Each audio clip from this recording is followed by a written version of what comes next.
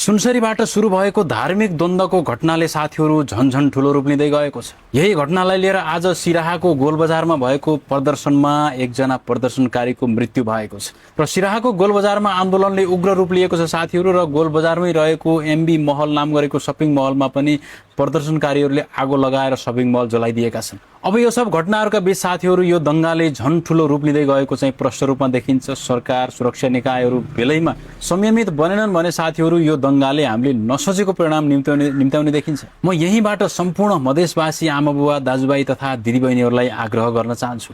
आज सिराहाको गोलबजारमा गोली लागेर एकजना गणेश यादव नाम गरेका भाइको मृत्यु भयो। उनको मृत्यु त्यही हुँदै गर्दाखेरिमा उनका भाइ उनीसँगै रहेछन्। उनका भाइ चिच्चाइ उनका दाजुको लासमाथि बसेर रोइरहेका थिए साथीहरू।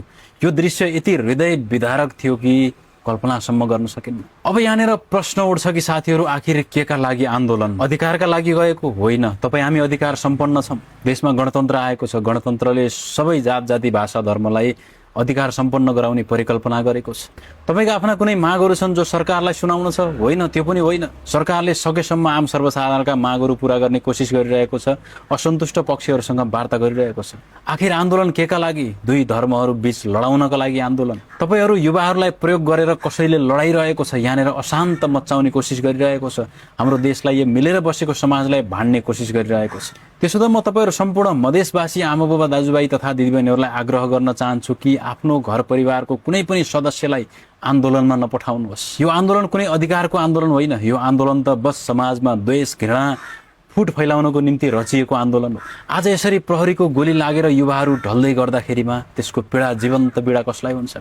जो गोली लागेर ढलेको छ उसैको परिवारलाई हुन्छ। आज गणेश यादव ढले, अस्तिका दिन सुनसरीमा अरू दुईजना भाइहरू ढले। त्यसले एक दुई दिन पीडा देशलाई देला, हामी सबैले थुइय भन्नेला, तर जीवन्त जीवन बाँचुन्जेल पीडा कसलाई दिन्छ? उनीहरूको परिवारलाई दिन्छ। त्यसो हुँदा आज गणेश यादव लगायतका युवाहरूलाई लागेको गोली भोलिका दिनमा तपाईँहरूको परिवारको, तपाईँहरूको छोराछोरीलाई लाग्न सक्छ। त्यसो हुँदा प्लिज आफ्ना छोराछोरीलाई आन्दोलनमा नपठाउनुहोस्। र युवाहरूलाई पनि म सम्पूर्ण युवाहरूलाई यही आग्रह गर्न चाहन्छु कि आखिर केका लागि आन्दोलन गर्दै हुनुहुन्छ? भोलिका दिनमा तपाईँको खुट्टामा गोली लागेर तपाईँ घाइते हुनुभयो भने जिन्दगी तपाईँको त्यसै जान्छ, खुट्टो खोच्याउँदै जान्छ।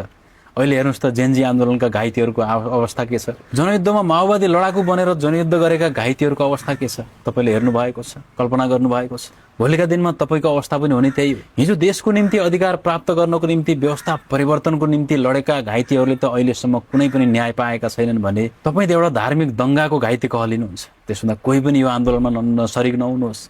मिलेर बसेको समाजलाई भाड्ने आन्दोलनमा हामी कोही पनि नजाउँ। सबै शान्त भयौँ, एकअर्कालाई सम्मान गरौँ, माया गरौँ।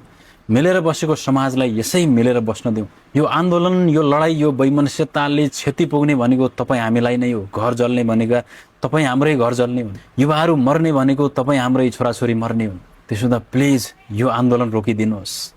सामाजिक सद्भाव, धार्मिक सहिष्णुता कायम गर्न तपाईँ हामी सबैले भूमिका खेल्नुपर्छ।